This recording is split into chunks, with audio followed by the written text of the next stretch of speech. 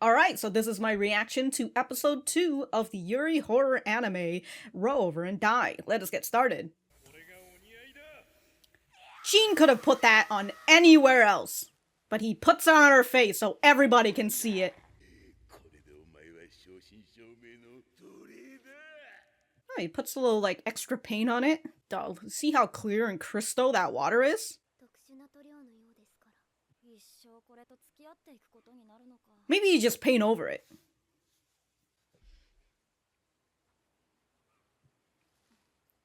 Her eyes, it's as blue and clear as the water. Why you brought me out of that cell? Well, thanks for bringing me into your misery. Procure another slave, but she technically is a slave. Very interesting that they keep the frame of her close up and like upside down. I just love that we ended off with that like nice little scene, you know, of them again in that very crisp water, and then it's just this opening. Also, it clicked in my mind during editing that when the credit comes in, it comes in a spiral. Very nice touch. I mean, it also, the title itself starts off in a spiral. Ooh, that person's gonna be making a lot of money. Nobody's... Oh, that man is like... Jesus Christ.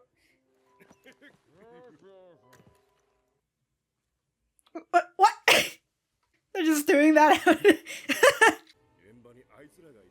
They were on the scene. The church knights. Must be some expensive slave. Illicit medicine trade.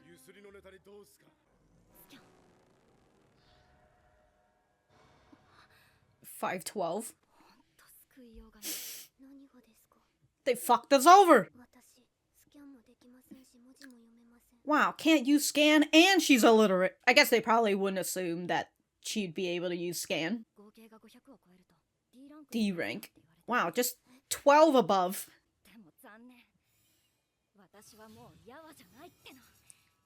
Oh, you do have the power of regenerate. You know, I realized they could, like, scan her and they see that she has 0 stats because, like, she's not, like, equipped. So, like, they would just underestimate her and she just, like, grabs her sword and her stats goes up. Well, better recheck the stats. Just rip its head off. There can only be one. Ah, a chimera? Well, that's double your stats. Well, with a lot of grit, Flum, you'll probably do it.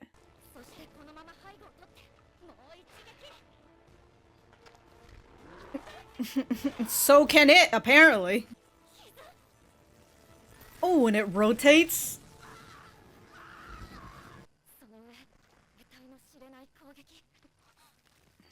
Look at that. A freshly new arm. Isn't that great?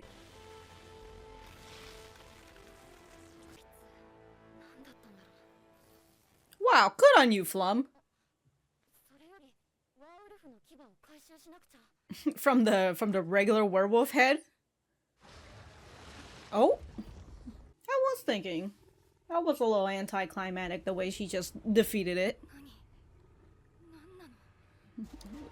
Lots of hands, that's what it is.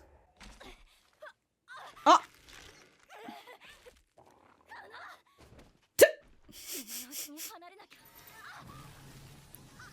Oh, there goes that arm again.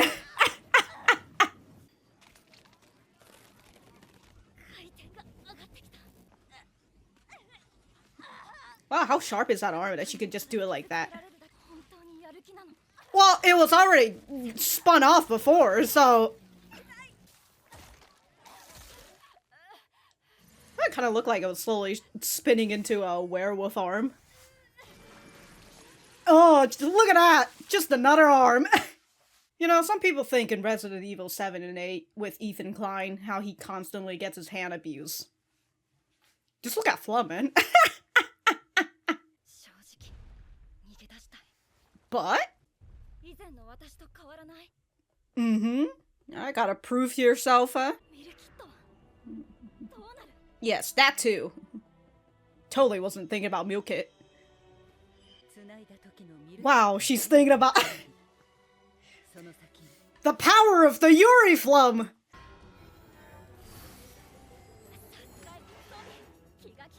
A very fun way to do the whole, like, inventory system, you know? You try to grab my sword, I just put it right back in my pocket.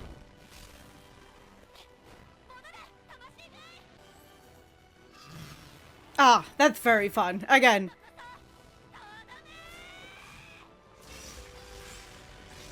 Oh, you know it's a finality when she had to do a spin for that attack.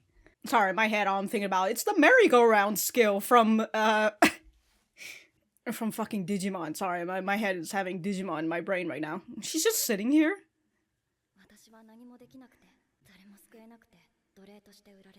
It just looks like a marijuana plant. She's just sitting in my...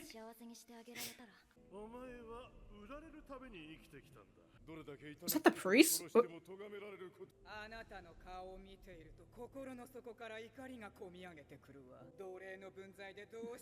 How dare a slave look beautiful? Wow! She's also thinking about the Yuri. Oh, the sun's up. I'm sorry, but it's supposed to be a nice scene, but all I have in my head is smoke weed every day every time I see that plant. Very tired. But you got those werewolf fang, right? So, like, what stopped that thing from just, like, expanding even? Well, I guess it's because she cut it in half. Ooh. Lowers the stats, but... Look at her, she's getting more cursed equipment. Girl, you got your bandages wet. How are we gonna put it back up, huh? Sure. What do you mean, Flum? You didn't see it from it peeking from the bandages? Oh, mustard toxin. Well, first of all, she has... I'm like, she has a curse item that lets her regenerate, so, like, it doesn't really... Even if it was contagious. I forgot what her other name was. God, the mage that she's talking about, Gaudio, and, got the two people who are nice to her. Ah! Fate and coincidence! Oh, we're back to the party.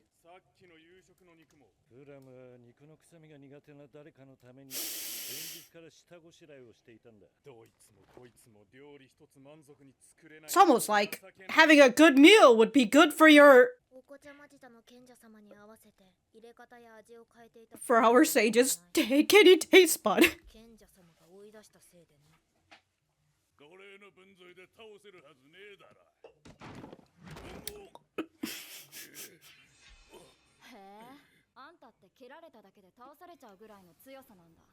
Damn. A receipt? Look at her walking out. What, Dane? Did you bet against her? God, Milken is like, that's pale as a fucking corpse.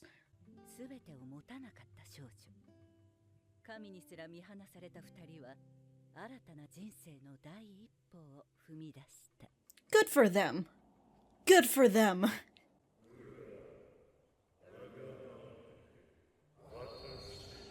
Who's saying that? You're telling me that that wolf thing was alive this whole time? Tis. Alright, that one, last episode I was making mention about, like, there's a potential of them censoring the gore, you know, and in this one I can still see it, because, again, you can do so much more with literally your arm twisting off, but in the way that they're trying to censor it, I think it's okay. We'll see more, you know, we will see more. I mean, Flum literally lost her arm twice this episode, and, you can really say, in a way, in, like, the first episode as well, right? You can say that she has a lot of resilience. I mean, look, even if I have the power of regeneration, if I'm constantly getting bitten and, like, losing my arm, like, losing my arm twice in one day, I don't know, I'd rather just die, I'll be honest. My tolerance isn't that high. But I suppose it's just something that you'll get used to as time continues, you know? your tolerance will continue to your tolerance will continue to get higher and higher if this shit just constantly happens to you. Oh, hold on. My eyes. Purity and corruption. Well. All right. This episode I like. I like a lot better. In terms of the last episode, but that being said, I'm enjoying how the anime is going so far. You can see that there are two different type of narrations because it's, you know, consider that it's following the light novel, and the light novel, if I remember correctly, is I literally read it like the last episode, a little bit of the what is it, of the light novel. It's written in third person, right? So there is, I believe, third person omniscient, I believe, so there is the narrator, so that's why when you hear the narrator coming in, right, that is the narration of the light novel. But then when Flum is fighting, you also hear her narrating herself. She's like, she's also talking about like, yes, this is what the werewolf is doing, he's dumb, I'm gonna do this, you know? And so that's, I can see the part where like the light novel comes in when it comes to that whole spec. We're also getting, as what we heard in the final, right, with whatever this voice being like, Flum, you will pay for your sins. What is her sins? Being useless, I suppose. That is a first encounter of something different, something that is twisting and I think Flum says it's like it's twisting and turning somewhere around there. So we get to see a little part of what the spinning special effect that they're going to be doing.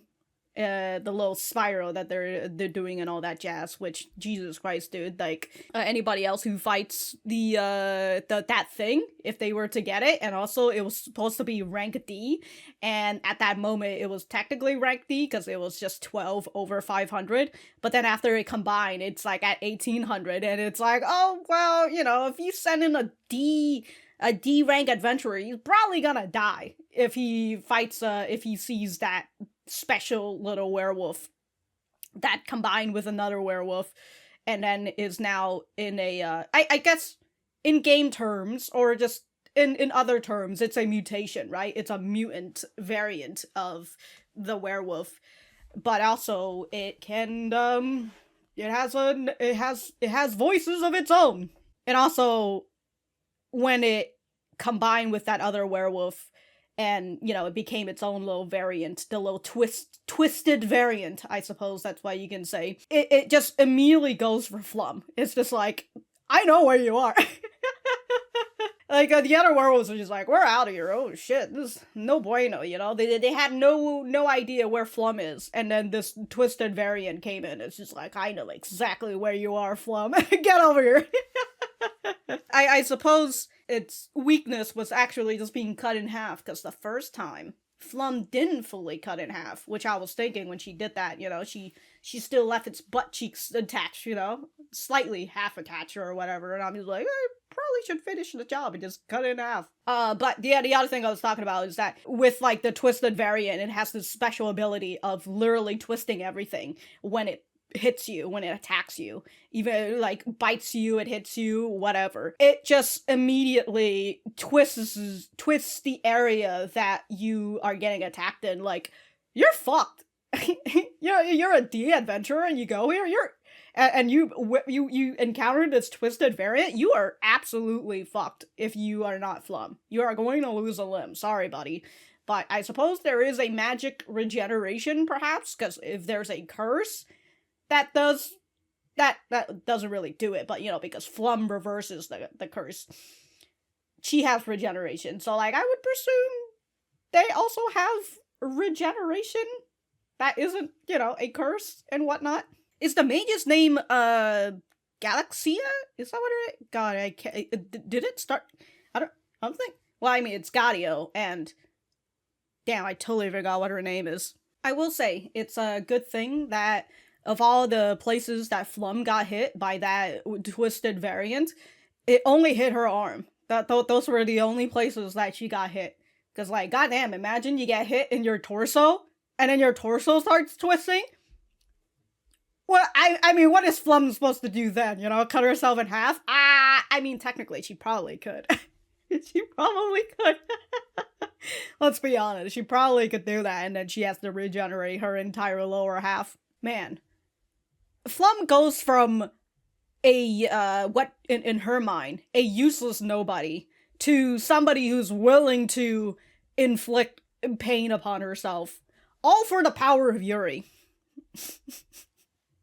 Because as we've established in this episode, right, in the beginning, before the opening, is that Flum sort of did this for her own ego, because she feels like she is a nobody, she is useless to people, and so she feels, and she finds this girl who, you know, is in the same position as she is, and she figures that if she's able to take care of this girl, then it would probably make her not a useless nobody. It would make her a somebody. Alright, so there's the idea of like, yes, I'm helping you to feed my own ego, and even Milk It understands that, because she's just like, okay, you know, if that's what she wants to do, that's totally cool, but like, maybe you shouldn't be picking me, because, and we see a little bit of Milk It's' other previous masters, and they're all talking about how, like, lmao, you're a slave, you suck, you're not even human, I can do whatever I want to you, and one of them look like they're in a clergy robe, so, you know, that's how you know that, even the church, who would have thought that the churchgoers are not great people. Okay, I just had to search up the name again. Okay, I don't know why I was thinking her name was Galaxia. No, her name is Eternia. Eterna, I think it was, anyways, that's the name of the mage. The one that is, you know, Gadio and Eterna are the two people that we see in, that we see in the last episode who were nice to her. You know, it's just like, well, you do all this for us, so we might, this is the least that we can do for you. Anyways, what was I got distracted. Oh yes, on the point of Flum being useless, because she takes that on, from Jean, because Jean says that she's useless, and he lies about the fact that everybody else thinks that you're useless, so, of course, and of course, when you get put through this situation, which they don't really tell you how long Flum has been in slavery, but but like from the way that they cut to the party members and stuff, it kind of feels like it's been a couple days,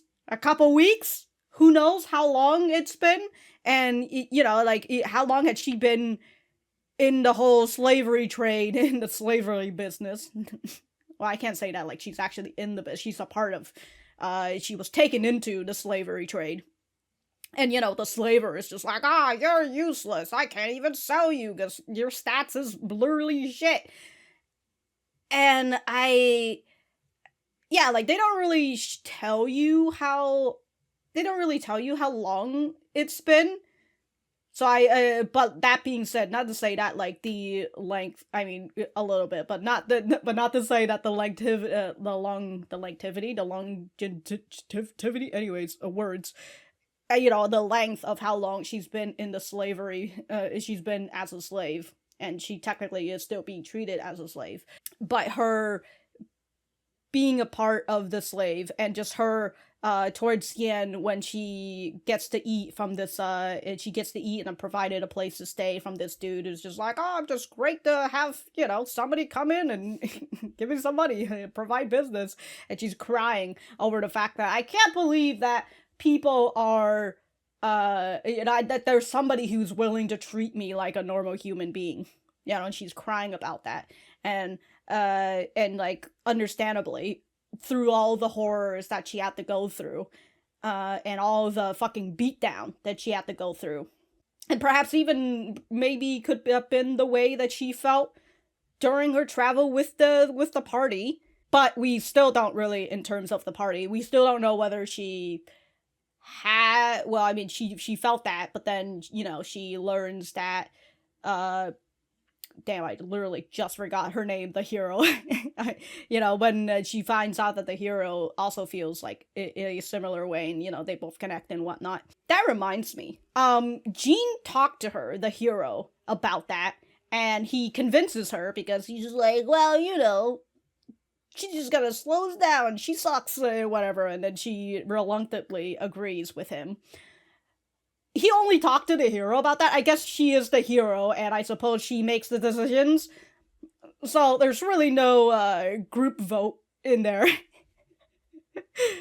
But anyways, I've gotten lost in the sauce. What the fuck was I talking about? But what I was originally talking about in terms of Flum feeling like she's useless, particularly in the hero's party, as we can see, with the small little glimpse at the hero's party where Gene is fucking complaining about the food. He's like, this sucks, this is shit, you know, and Gadio's just like, look, Flum knew that you fucking hate how gamey the food is, so she'd marinate it for hours. Don't fucking expect me to do the same, alright? She fucking went out of her way to do this shit for you, and you fucking told her to leave? Fuck you. I'm not gonna do the same. Good on you, Gadio, good on you. Eterno is just like, look, somebody knew about your fucking kitty taste bud. And then you fucking drove her out, so like, whose fault is it? And Gene's just out here, it seems like all everybody ever talks about is Flum, Flum, Flum. What the fuck was so useful about her anyways? Look, if she wasn't useful, people wouldn't be fucking talking about her. Or at the very least, if they were talking about her, they'd be like, wow, Flum is really useless, except they didn't. And who would have thought that, you know, having a cook in your party would actually help with morale when you're continuously going into life or death situations, right? When you're going to fight demons and whatever, you know, you're on this party to go fight demons. Having a good meal and feeling refreshed after a good meal is a good thing. But yeah, Flum was really there as a morale booster, and a morale booster, even if they might not be good for attack and all that jazz, you know, attack and defense, but having a morale booster is great entirely for the team because, as we can see, literally, the archer guy, whose name I've currently forgotten right now, but he's just like, man, this party is barely hanging together. And I was like, how long has Flum been gone? And you're just over here like, man, this party is barely hanging together. Who would have thought that Flum was the one keeping this party afloat? Wow, it's almost like maybe we should have just gotten rid of Gene instead. I'm just saying. Sure, whatever. He has cool magic abilities and all that, but yeah, he's such a fucking downer, you know? Which, you know, now that I think about it, Flum is really there to equalize the balance.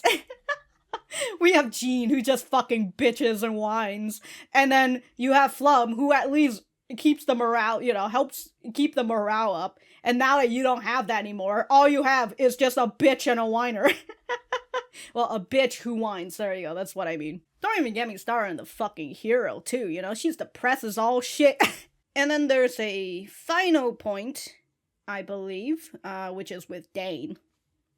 I'm still fucking just stunned by the fucking handshake that he did with his bro, you know? Hello there, fellow bro! We just got this fucking slave girl, well, we're about to get the slave girl killed.